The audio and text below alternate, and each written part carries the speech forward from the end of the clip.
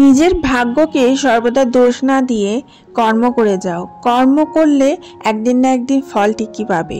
এর সব থেকে বড় উদাহরণ আমরা যদি কোনো মানুষের জীবনীকে দেখতে যাই বা শুনতে যাই, তখন তার থেকেই পাই। যেমন একটা সিনেমা বেরিয়েছে, সিনেমা থেকে মানুষ অনেক কিছু শেখে, লাকি ভাস্কর বলে, এখন সেটা ট্রেন্ডিং করছে। কেউ দেখেছে কিনা জানি না, ভীষণ ভালো একটা মুভি, এবং যেটা একদম অরিজিনাল গল্প থেকে নেওয়া, রিয়েল স্টোরি থেকে নেওয়া। আমরা তো সিনেমা থেকে অনেক কিছু শিখি, তো এই সিনেমা থেকেও অনেক কিছু শেখবার আছে। যেমন হর্ষদ মেহতার স্ক্যামটা ছিল, সেটা আমরা সিনেমা থেকে শিখেছিলাম, এবং সেটা সিনেমা থেকে শেখার পরে এমন একটা সময় এসেছিল যে সবাই ট্রেডিংয়ে ঢুকে যাচ্ছে, এবং ট্রেডিং সম্বন্ধে সবাই ভাবছে আমরা বিশাল কিছু করে নেবো। যাই হোক, তো সেই হর্ষদ মেহতার যুগে এমন একটা মানুষ ছিল যার কথা কেউ জানে না, সে সেই সময়ে তার ব্যাংক অ্যাকাউন্টে 100 কোটি টাকা নিয়ে বসেছিল, যেটা এখনকার দিনেও ভাবাটা একটা বিশাল বড় ব্যাপার। সেই জিনিসটা তখনকার সময়ে সে নিজের ব্যাংক অ্যাকাউন্টে মেনটেন করেছিল। তো তার কাছে এটাই শেখার, সে একটা খুবই গরিব দরিদ্র ফ্যামিলি থেকে বিলং করছে, এবং যার ওপরে তার ভাই বোন বউ বাচ্চা বাবা সবাই নির্ভরশীল, এবং তাকে দৈনন্দিন জীবন চালাতে গেলেও এর কাছ থেকে ওর কাছ থেকে ধার নিতে হয়, এবং পাওনাদারেরা ঘরে এসে অত্যাচার করে। কোনো পাওনাদার গাড়ি কেড়ে নিচ্ছে, তাকে হেঁটে হেঁটে ছুটে ছুটে অফিস যেতে হচ্ছে। এমন দিন দেখার পর সে একটা প্রমোশনের আশা করলো, সেই প্রমোশনটা এত খাটনির পরও সে পেল না। হতাশ হয়ে সে মানে জীবনের কি অবস্থা।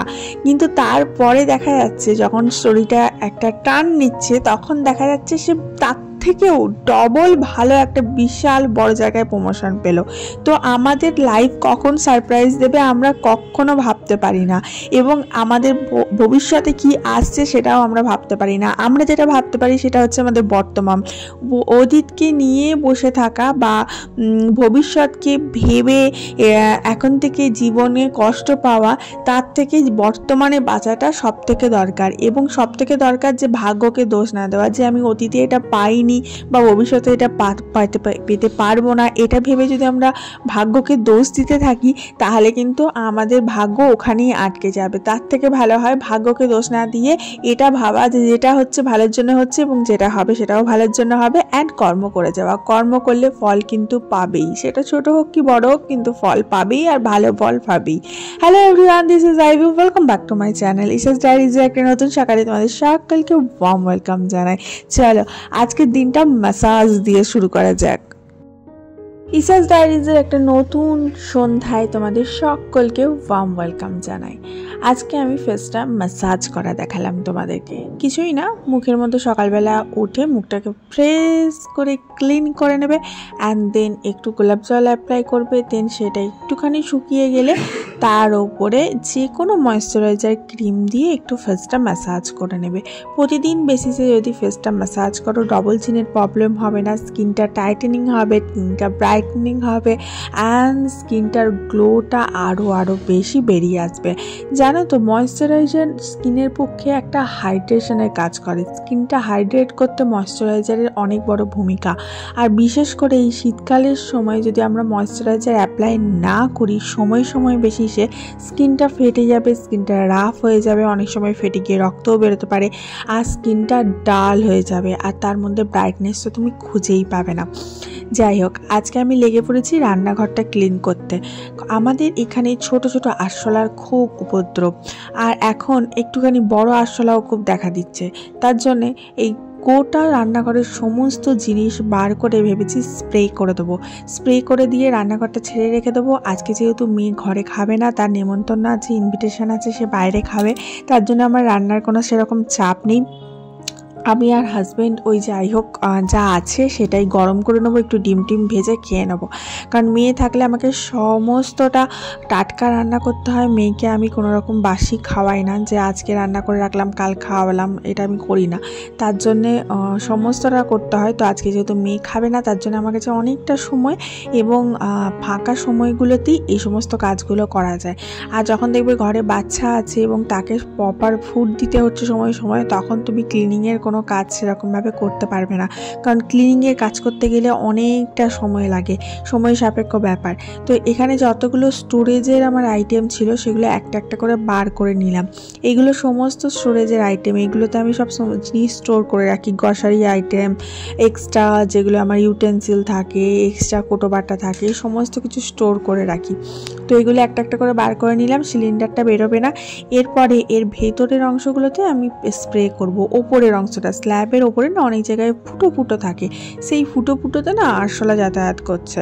তো সেই জায়গাগুলো যদি একটুখানি সিমেন্ট দিয়ে বন্ধ করা দিয়ে যেত তাহলে তো খুবই ভালো হতো, কিন্তু যেহেতু ওই সময় আমি পারবো না, আমার কাছে সিমেন্ট অ্যাভেলেবেলও নেই, তার জন্য আমি কি করছি, এই যে হিট আছে, এখন হিটের প্রচুর দাম বাড়িয়ে দিয়েছে, কিন্তু তবুও আমি সব থেকে বড় প্যাকেজিংটা নিয়ে আসি, কারণ প্রচুর লাগে আমাদের। কারণ আমাদের এখানে না ছোট ছোট আরশোলার উপদ্রব প্রচুর বেশি। আর আমাদের একজনের মুখে শুনেছিলাম যে এগুলোকে নাকি চাইনিজ আরশোলা বলে, জানি না চায়না থেকে কি করে পৌঁছেছে আমাদের ইন্ডিয়াতে। তো এরা নাকি খুব মানে ভালো নয় আর কি প্রজাতিটা। যাই হোক, তো ওটার উপদ্রব থেকে বাঁচবার জন্য মাঝে মাঝে স্প্রে করি, তবে স্প্রে করলে না স্প্রের গন্ধটা না কিছুতেই রান্নাঘর থেকে যেতে চায় না। আর এই গন্ধটা ভীষণ খারাপ, এই গন্ধটাতে মাথা ধরে যায়, তারপরে কীরকম একটা ভেতরে অস্বস্তি হয়, কষ্ট হয়, আর নিঃশ্বাস তো নেওয়াই যায় না। তো আমি ওপরে দেখলাম যেখানে যেখানে ঝুল হয়েছিল, মাকড়সা ছিল, সেগুলো একটু ঝেড়ে দিলাম, পরিষ্কার করে দিলাম, তারপরে স্প্রে করব। স্প্রে করে দিয়ে নিচেটা পরিষ্কার করে ওরকমভাবেই রেখে দেবো। 2 দিন আমি রেখে দিই এরকম করে, যখন স্প্রে করি না সেই সময়টা এরকম 2 দিন খোলা রেখে দিই, জানলা টানলা খুলে রেখে দিই যাতে স্প্রের গন্ধটা বেরোয়, কিন্তু বিশ্বাস করো তবুও বেরোতে চায় না। এই দেখো কত ঝুল জমেছিল, মাকড়সা জমেছিল। এই জায়গাগুলো যদি ক্লিন না করা হয় না, এই জায়গাগুলোতে নোংরা পড়ে পড়ে এইখানে মাকড়সা, আরশোলা, টিকটিকি এইসবের বাসা বাঁধে। আর এইগুলো তো আমার তাও করা নেই, তোমার বক্স সিস্টেম করা নেই। যদি মডিউলার কিচেন করা থাকতো, এই নিচে এগুলো বক্স করা থাকতো, তাহলে তো আরও বেশি এগুলোর উপদ্রব দেখা যেত। তাই জন্য ফাঁকা আছে বলে অনেকটা পরিষ্কার পরিচ্ছন্ন আছে, সেরকম বেশি কিন্তু নেই। তারপরে যেদিন তুমি ক্লিন করবে সেদিন তোমার মাথায় চান করতে হবে, অ্যান্ড কাজ একটু বেশিই বেড়ে যায়, কারণ ঘরটা একটু অগোছালোও লাগে, পরিষ্কার হয় না। কারণ এই যে জিনিসগুলো স্টোরগুলো বার করেছি সেগুলো বাইরে রাখা থাকবে 2 দিন। এখন এই যে দেখো স্প্রে করছি, এই স্প্রে করতে গিয়ে আমার পুরো বটল শেষ হয়ে গেছিলো, কারণ এই পোর্শনটাতেও আমি করেছি, গোটাটা কভারেজ করা হয়নি ভিডিওতে। তোমার ওই সাইডটা যেটা রয়েছে এল সিস্টেম, তো আমার রান্নাঘরটা, তো ওই এলের ওই পাশটাও আমি করেছি, আবার এদিকে যে বেসিনের তলাটা আছে এর এই জায়গাটাও করেছি। প্রত্যেকটা জায়গা আমি সমস্ত জিনিস বার করে ঝেড়ে এরকমভাবে স্প্রে করে দিয়েছি ওপরগুলো, যাতে কোনোভাবেই না আরশোলা ঢুকতে পারে। তো এরকম বড় আরশোলা বাসা বেঁধেছিল, সেগুলো সব বের করলাম, বের করে পরিষ্কার করলাম। কোথা থেকে কিভাবে যে নালা দিয়ে বা আরশোলা চলে আসে না বোঝা যায় না। এই ফ্ল্যাট ঘরের এটা একটা বিশাল বড় ডিসঅ্যাডভান্টেজ, যে এর ঘর থেকে ইঁদুর, ওর ঘর থেকে আরশোলা এসে তোমার ঘরে ঢুকে যাবে, কিভাবে ঢুকবে বুঝতে পারবে না। একবার না আমার ঘরে ইঁদুর টিঁদুর নেই, একবার একটা ইঁদুর ঢুকে গেছিলো, সে দেখছি আমরা রান্না করছি, ও আমরা গুড়গুড় করে ঢুকে যাচ্ছে রান্নাঘরে। তারপরে আবার তাকে ধরা হলো, ফেলা হলো, সে আবার কাণ্ড। অন্যদের ঘর থেকে, অন্যরা ধরো ঘর সেরকম পরিষ্কার করছে না, তার ঘরে ধরো আরশোলার উপদ্রব রয়েছে, তার ঘর থেকে আরশোলা এসে তোমার ঘরে ঢুকে যাবে, এরকম আর কি ফ্ল্যাট ঘরেতে। এমনি ঘরেতে কিন্তু এই সমস্তগুলো হয় না। তো আমার ঘরে বড় বড় আরশোলা একদমই নেই, কিন্তু অনেক আছে আশেপাশে পরিষ্কার করে না, তাদের ঘর থেকে, বা উপরে ধরো আমাদের কাজ চলছে, তো সেইখান থেকে আরশোলা এসে আমার ঘরে ঢুকে যায়, এবং সেইগুলো আমাকে আবার ক্লিন করতে হয়, এই জন্য কাজ বেড়ে যায়। তো যাই হোক, আমি চেষ্টা করি সময় বেশি সেইগুলো, দেখো দুর্গাপুজোর সময় আমি এগুলো সব পরিষ্কার করেছি, কিন্তু আমাকে আবার পরিষ্কার করতে হচ্ছে। তা পরিষ্কার করতে করতে দেখলাম ওপরেও বেশ খানিকটা ঝুল জমা হয়েছে, তো ভাবলাম ঝুলগুলোও একবারে পরিষ্কার করে নিই, কারণ রান্নাঘরে যখন রান্না করব সেই সময় আমি ঝুল পরিষ্কার করতে পারি না, কারণ ঝুল পরিষ্কার করতে গেলে রান্নার মধ্যে এক কোনাও যদি পড়ে যায় সেটা ফুড ইনফেকশনের একটা কারণ হয়ে যাবে, স্টোমাকে গিয়ে সেটা খুব খারাপ ক্ষতি করবে।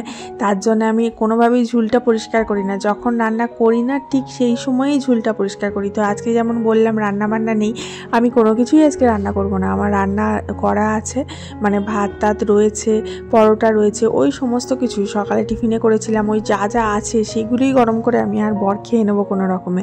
আর মেয়ের যেহেতু আজকে খাওয়া নেই, মেয়ের যেহেতু নেমন্তন্ন আছে, তাই আমার চাপটা অনেকটা কম আছে, না হলে আমি এতগুলো একসাথে করতে পারতাম না। না।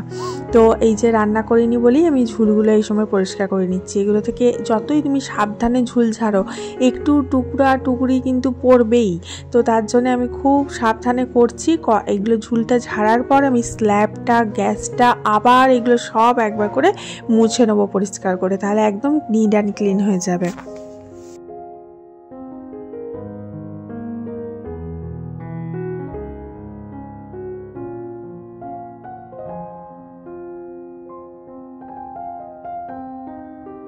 অন্য ঘরগুলো করতে এত কষ্ট হয় না, রান্নাঘর করতে প্রচুর কষ্ট হয়। রান্নাঘর হচ্ছে, কিচেন হচ্ছে সব থেকে টাফ জব ক্লিনিংয়ের।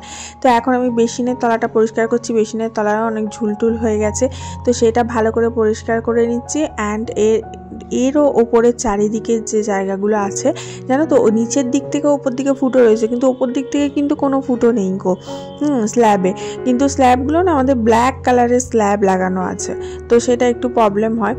তো তার জন্য আমি এখানে ঝুলগুলো ঝেড়ে নিয়ে ওখানেও কিন্তু স্প্রে করে দেবো। স্প্রের বোতলটা বলছি না, আজকে গোটা সব জায়গায় স্প্রে করে করে স্প্রের বোতলটা পুরো শেষ হয়ে গেছে। কিন্তু আমি দেখলাম যে করছি যখন একবারেই গোড়াটা করে নিই, তাহলে আমার খাটনিটা খানিকটা কম হবে।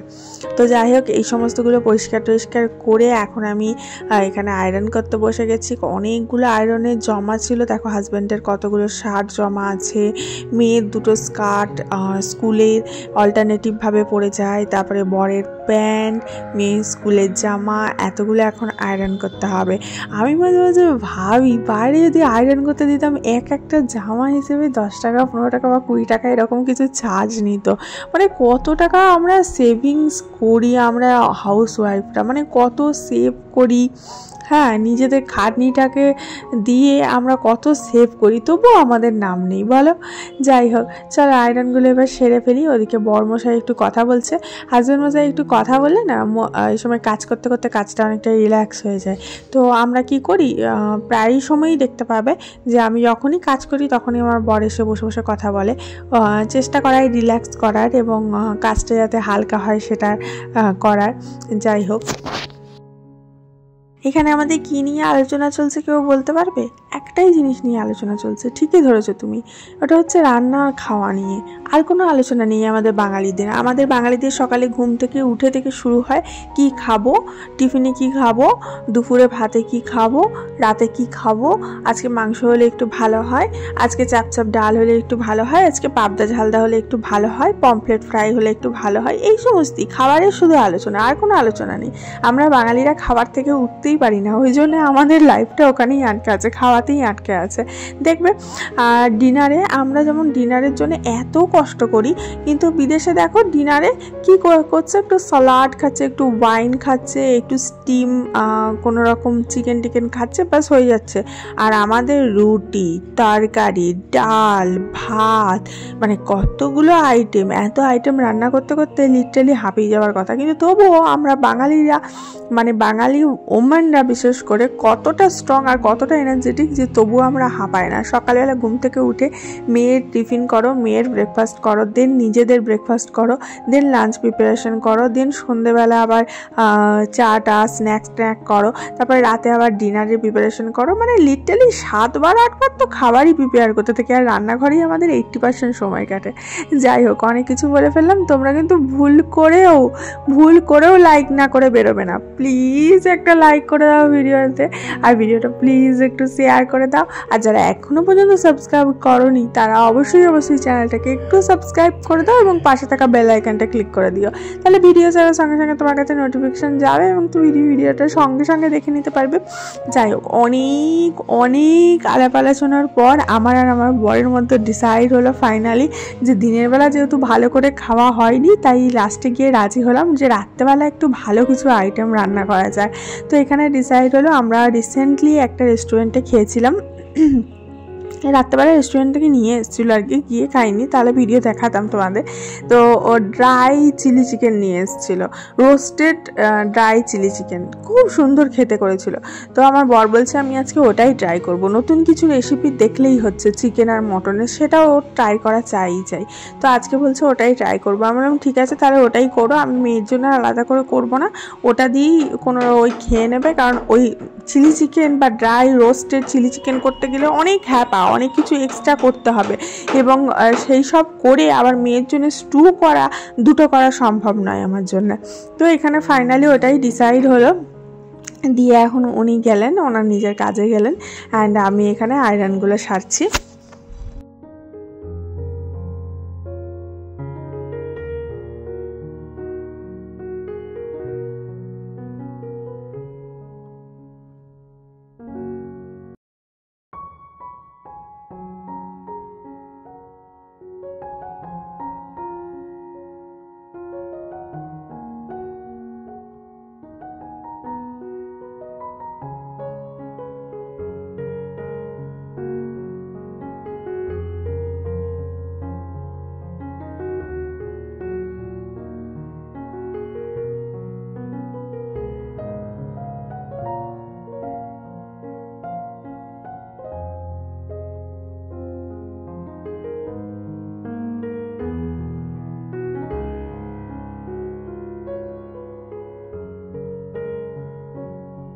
এরপর ডাইরেক্ট ইভিনিংয়ে চলে যাচ্ছি। ইভিনিংয়ে ওই যে চিলি চিকেন করবার জন্য, মানে রোস্টেড চিলি চিকেন করার জন্য পকোড়ার মতো বানানো হয়েছিল।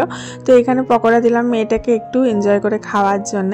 অ্যান্ড দেন এই যে দেখো ফাইনালি এটা রেডি হয়ে গেছে, and it was so yummy and so tasty, it was so delicious. কি বলবো, মুখে জল চলে আসছে বলতে বলতে। আর এটা আমরা 2 দিন ধরে এনজয় করে খেয়েছি। এটা একদম পুরো ড্রাই হয়েছিল, আর রোস্ট করে যেহেতু করা, তার জন্য এটা ভীষণ টেস্টি হয়েছিল। এবং এটা দিয়ে খাওয়ার জন্য হাজব্যান্ড মশাই নিয়ে চলে এসেছিলো লাচ্ছা পরোটা। আমরা ভাত বা রুটি দিয়ে খাইনি, আমার আবার লাচ্ছা পরোটাটা ভীষণ ফেভারিট। তো আমাদেরই এখানে লোকাল একটা দোকান থেকে অর্ডার দিয়েছিল, ওরা এসে হোম ডেলিভারি দিয়ে গেল। এবং রাত্রেবেলা এই যে গরম গরম রোস্টেড চিলি চিকেনের সাথে এখানে লাচ্ছা পরোটা এনজয় করলাম। আর এইভাবেই আজকের দিনটা খুব সুন্দরভাবে কাটালাম। আমিও ভাবছি যে তোমরাও যাতে সুন্দরভাবে প্রত্যেকটা দিন হ্যাপিভাবে এনার্জেটিকভাবে কাটাও, আর সেটাই ভগবানের কাছে প্রার্থনা করব। Love you all.